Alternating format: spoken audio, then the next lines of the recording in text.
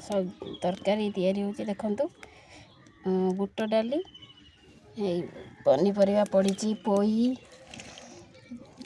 पोई बैगण आलू बोईतालू जह्नी सब पकईकी आज बना हम पोई घांट। हल्दी पानी पकई देइछि पानी गरम कर देइछि ताको पकईबी सिझेइबी सिझे सारिकी बाटण बाहर करा जिवो।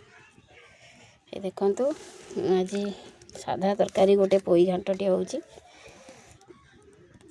आइंस पड़िबनी चिंगुड़ी दीटा किनी थिले पकईथिले हेई तांदा कि आइंस पड़िबनी साधा होउछि। देखंतु पोईहाटा के बाटण बाहरी गला पियाज अदा रसुण लंका सब ग्राइंडिंग करी आनिबो बना जीवो आज पोई घांट।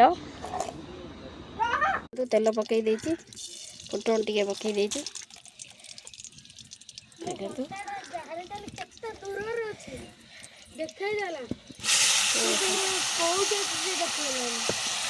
बाटण पड़िला कषा हब। ये देखंतु बाटण हो जाइछि एई आको पकई देइछि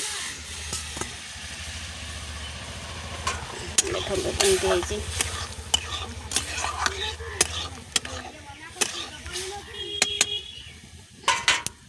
पोई आलू बुट डाली घांट देखंतु बनैछि आज।